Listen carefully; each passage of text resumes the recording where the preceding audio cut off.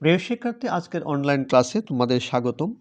আজ তোমাদের জন্য রয়েছে দশমিক ভগ্নাংশ সংখ্যা। আমরা আজকে জানব দশমিক ভগ্নাংশ সংখ্যা।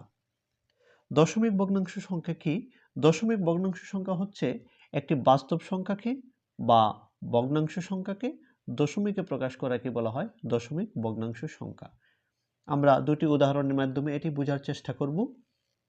মনে করি 5/16 এবং 3/11 দুটি ভগ্নাংশ সংখ্যা বা বাস্তব সংখ্যা। এটিকে আমরা দশমিক ভগ্নাংশে প্রকাশ করব। প্রথমে 5/16 কে দশমিক ভগ্নাংশে প্রকাশ করার চেষ্টা করি।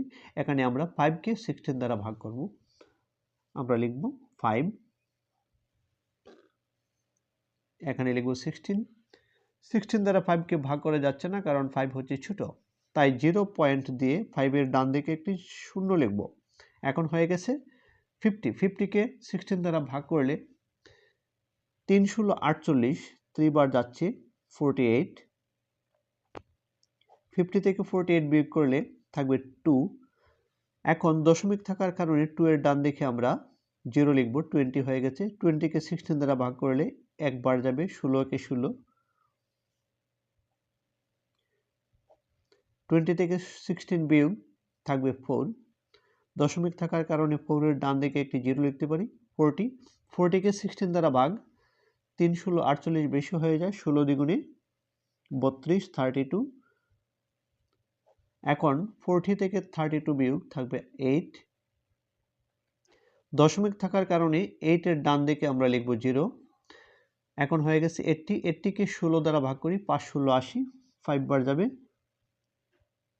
80, অবশিষ্ট 0।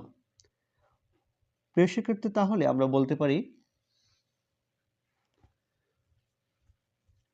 16 দ্বারা 50 কে ভাগ করলে রেজাল্ট হচ্ছে 0.3125। অতএব লিখতে পারি 5/16 equal to 0.3125।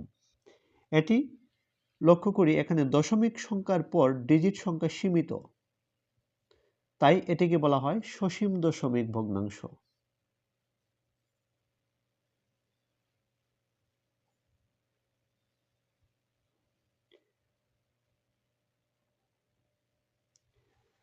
আমরা দ্বিতীয়টি লক্ষ্য করি 3/11। এটিকে দশমিক ভগ্নাংশে প্রকাশ করার চেষ্টা করি। প্রথমে আমরা 3 কে 11 দ্বারা ভাগ করব। আমরা 3 কে ভাগ করব 11 দ্বারা। 11 বড় 3 এর চেয়ে, তাই 0 পয়েন্ট দিয়ে একটি 0 লিখতে হবে 3 এর ডান দিকে। হয়ে গেছে 30। 30 কে 11 দ্বারা ভাগ, 3 11 33 বেশি হয়ে যায়, 11 দ্বিগুণে 22, 22। 30 থেকে 20 চলে গেলে বিয়োগ করে থাকবে 8। দশমিক থাকার কারণে 8 এর ডান দিকে আসবে 0। হয়ে গেছে 80। 80 কে 11 দ্বারা ভাগ করলে 7 11 77, 8 11 88 বেশি হয়ে যায়, 7 বার যাবে, 7 11 77, 77। বিয়োগ করি 80 থেকে 77 বিয়োগ করলে রেজাল্ট আসবে 3। দশমিক থাকার কারণে 3 এর ডান দিকে আসবে 0। 30 কে 11 দ্বারা ভাগ করি, 11 দ্বিগুণে 22, 2 বার যাবে। এখন 30 থেকে 22 বিয়োগ করলে রেজাল্ট 8। দশমিক থাকার কারণে 8 এর ডান দিকে আসবে 0। 80 কে 11 দ্বারা ভাগ করলে 7 বার যাবে, 7 11 77। বিয়োগ করি, বিয়োগফল 3।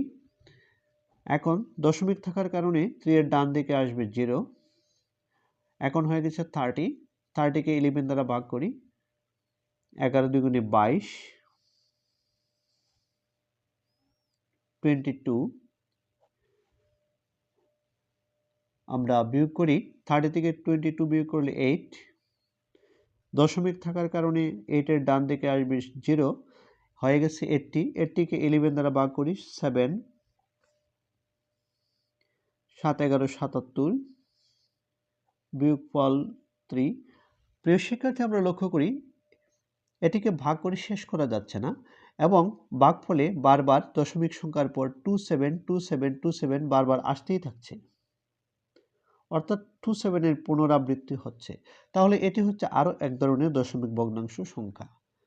অতএব 3/11 এটিকে দশমিক ভগ্নাংশে রূপান্তরিত করলে হবে 0.272727 ডট ডট ডট, অর্থাৎ 272727 বারবার আসতে থাকছে। যেহেতু পুনরাবৃত্তি হচ্ছে, দশমিক সংখ্যার ডান দিকে ডিজিট সংখ্যা যদি পুনরাবৃত্তি হয় তাহলে সেটাকে বলা হয় আবৃত্ত দশমিক ভগ্নাংশ।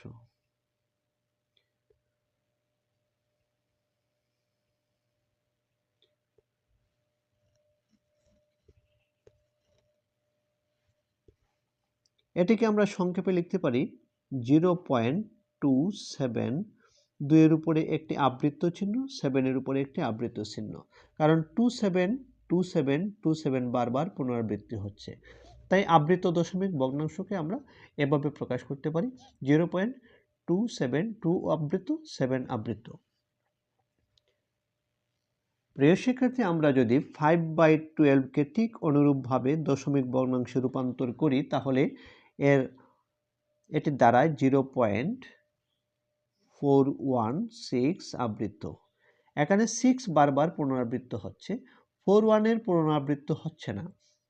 তাই এই ধরনের আবৃত্ত দশমিক ভগ্নাংশের আমরা লক্ষ্য করি দুটি অংশ রয়েছে, একটি হচ্ছে 41, এটি হচ্ছে অনাবৃত্ত অংশ,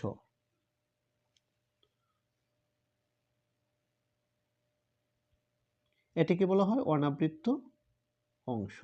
আর যে অংশটুকু পুনরাবৃত্তি হচ্ছে, যেমন 6 বারবার আসছে, তাহলে 6কে বলা হবে আবৃত্ত অংশ। তাহলে একটি আবৃত দশমিক ভগ্নাংশের দুটি অংশ থাকতে পারে, একটি হচ্ছে অনাবৃত্ত অংশ, একটি হচ্ছে আবৃত্ত অংশ। দশমিক সংখ্যার পর যে সকল ডিজিটের পুনরাবৃত্তি হচ্ছে না সেটি হচ্ছে অনাবৃত্ত অংশ, আর যে অংশটির পুনরাবৃত্তি হচ্ছে সেটি হচ্ছে আবৃত্ত অংশ।